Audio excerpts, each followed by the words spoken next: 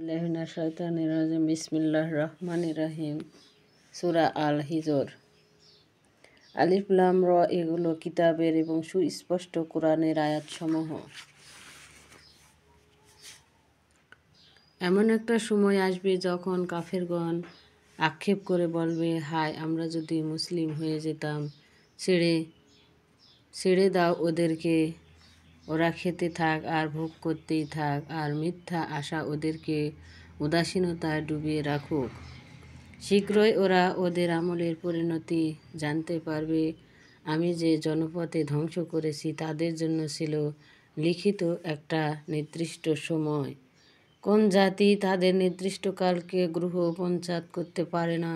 তারা বলে, ওহে ওই ব্যক্তি যার প্রতি কোরআন অবতীর্ণ হয়েছে, তুমি তো অবশ্যই পাগল। তুমি সত্যবাদী হলে আমাদের নিকট ফেরেশতাদের হাজির করেছ না কেন? যথাযথ কারণ ছাড়া আমি ফেরেশতা পাঠাই না। পাঠালে কাফেরদের আর কোনো অবকাশ দেওয়া হবে না। নিশ্চয়ই আমি কোরআন নাজিল করেছি, আর অবশ্যই আমি তার সংরক্ষক। তোমার পূর্ববর্তী জাতিগুলোর কাছেও আমি রসুল পাঠিয়েছিলাম। তাদের কাছে এমন কোনো রসুল আসেনি যাকে তারা ঠাট্টা বিদ্রূপ করেনি। এভাবে আমি এরকম আচরণ পাপীদের অন্তরে বন্ধমূল করে দিই। তারা এর দুটি ঈমান আনবে না। পূর্ববর্তী লোকদেরও এ নিয়ম নীতি চলে এসেছে।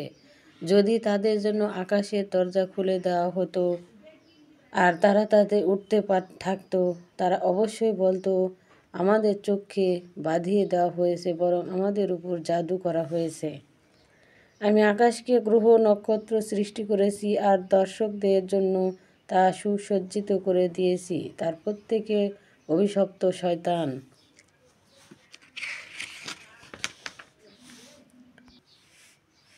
সেগুলোকে সুরক্ষিত করে দিয়েছি, কিন্তু কেউ চুরি করে খবর শুনতে চাইলে উজ্জ্বল অগ্নিশিখা তার করে।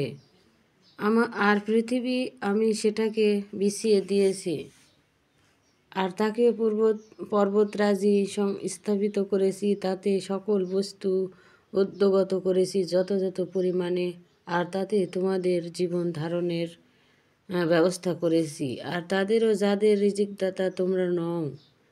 এমন কোনো জিনিসও নেই যার ভাণ্ডার আমার কাছে নেই, কিন্তু আমি সেগুলো আমার জ্ঞান মোতাবেক নির্দিষ্ট পরিমাণে সরবরাহ করে থাকি।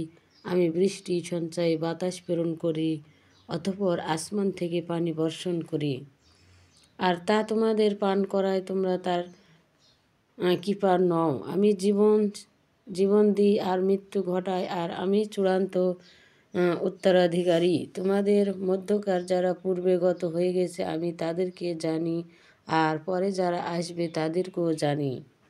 অবশ্যই তোমার প্রতিপালকের তিনি সবাইকে একত্রিত করবেন। তিনি মহাজ্ঞানী, সর্বজ্ঞ। আমি কালো শুষ্ক ঠনঠনে মাটির গাড়া থেকে মানুষকে সৃষ্টি করেছি। এর পূর্বে আমি জিনকে আগুনের লেলিহান আগুন থেকে সৃষ্টি করেছি। স্মরণ করো যখন তোমার প্রতিপালক ফেরেশতাদেরকে বলেছিলে, আমি কালো শুষ্ক ঠনঠনে মাটির কাদা থেকে মানুষের সৃষ্টি করেছি। আমি যখন তাকে পূর্ণ মাত্রায় বানিয়ে দেব আর তাতে আমার পক্ষ হতে রূহ ফুঁকে দেব, তখন তোমরা তার প্রতি সেজদায় পড়ে যেও। তখন ফেরেশতারা সবাই সেজদা করল, ইবলিস বাদে। সে সেজদাকারীদের দলভুক্ত হতে অস্বীকৃতি জানায়। আল্লাহ বলেন, হে ইবলিস, তোমার কি হলো যে তুমি সিজদাকারীদের দলভুক্ত হবে না? ইবলিস বলল, আমার কাজ নয় মানুষকে সিজদা করা, যাকে তুমি ঠনঠনে কাদা মাটি থেকে সৃষ্টি করেছ। তিনি বললেন, বেরিয়ে যাও এখান থেকে, কারণ তুমি হলে অভিশপ্ত। বিচার দিবস পর্যন্ত তোমার উপর লানত থাকবে। সে বলল, হে আমার প্রতিপালক, পুনরুত্থান দিবস পর্যন্ত আমাকে সময় দিন। তিনি বললেন, তোমাকে সময় দেওয়া হলো সেই দিন পর্যন্ত যার নির্দিষ্ট ক্ষণ আমার জানা আছে। সে বলল, হে আমার প্রতিপালক, যেহেতু আপনি আমাকে ঠেলে দিলেন। কাজেই আমিও পৃথিবীতে মানুষের কাছে পাপ পাপ কাজকে অবশ্যই সুশোভিত করে দেখাবো। আর তাদেরকে সবাইকে অবশ্য বিভ্রান্ত করব, কিন্তু তাদের মধ্যে আপনার বাছাই করা বান্দাদের ছাড়া। তিনি বললেন, তোমার বাছাই করা বান্দারা যে পথে চলে এটাই আমার কাজ পৌঁছানোর সরল সোজা পথ। আমার প্রকৃতি বান্দাদের উপর তোমার কোনো আধিপত্য চলবে না। তোমাকে যারা অনুসরণ করে সে বিভ্রান্ত ছাড়া কিছুই নয়। আর তাদের সবার জন্য অবশ্যই ওয়াদাকৃত স্থান হচ্ছে জাহান্নাম। তার 7টা দরজা আছে, প্রত্যেক দরজার জন্য তাদের মধ্যে শ্রেণী নির্দিষ্ট আছে। অবশ্যই মুত্তাকিরা থাকবে জান্নাতে, আর নিঝরণীয় মধ্যে তাদের বলা হবে পূর্ণ শান্তি ও নিরাপত্তার সাথে তোমরা এতে প্রকাশ করো। তাদের অন্তর থেকে আমি বিভেদ দূরীভূত করব। তারা ভাইয়ের মধ্যে পরস্পর মুখোমুখি হয়ে আসবে, আসনে অবস্থান করবে, কোনো ক্লান্তি তাদেরকে স্পষ্ট করবে না।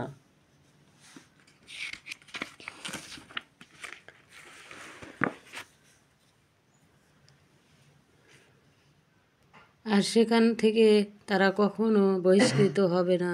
আমার বান্দাদেরকে সুসংবাদ দাও যে আমি বড়ই ক্ষমাশীল, বড়ই দয়ালু, আর আমার শান্তি তা বড়ই ভয়াবহ শাস্তি। তাদেরকে ইব্রাহিমের মেহমানের কাহিনী জানিয়ে দাও।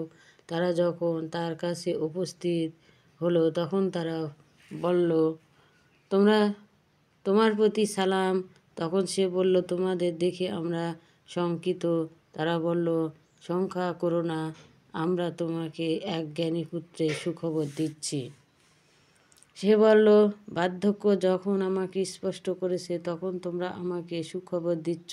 আচ্ছা, তোমাদের সুখবরটা কি? তারা বলল, তোমাকে আমরা প্রকৃত সুসংবাদ দিচ্ছি, কাজেই তুমি নিরাশদের অন্তর্ভুক্ত হইও না। সে বলল, পথভ্রষ্টরা ছাড়া আর কে তার প্রতিপালকের রহমত থেকে নিরাশ হয়? সে বলল, হে আল্লাহর প্রেরিতরা, তোমরা কোনো কাজে আগমন করছো? তারা বলল, আমরা এক অপরাধী জাতির বিরুদ্ধে প্রেরণ করছি, তবে লুদের পরিবার বাদে তাদেরকে সবাইকে আমরা অবশ্যই রক্ষা করব, তবে তার স্ত্রীকে নয়। আমরা আল্লাহর নির্দেশক্রমে তার জন্য নির্ধারিত করে দিয়েছি যে সে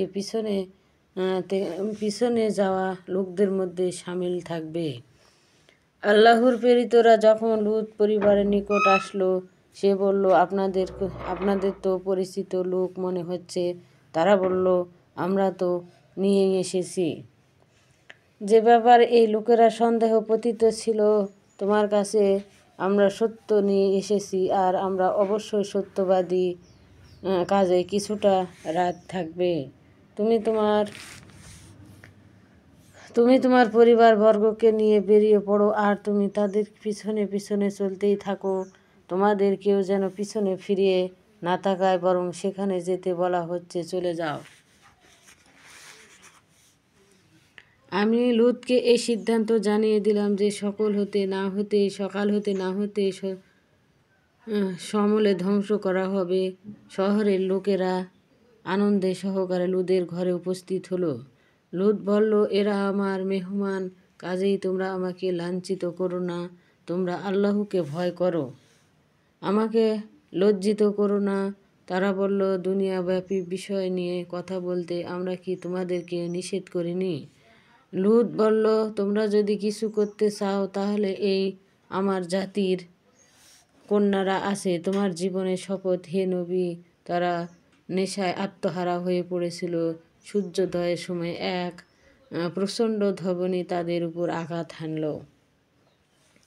আর আমি সেই জনগণকে উল্টে উপর নিচ করে দিলাম, আর তাদের উপর পাঠানো মাটির বর্ষণ করলাম। এতে অবশ্যই অন্তর্দৃষ্টি সম্পন্ন লোকদের জন্য অনেক নিদর্শন রয়েছে। এটি মানুষের চলাচল পথে পাশে বিদ্যমান মুমিনদের জন্য এতে বড়ই নিদর্শন রয়েছে। আর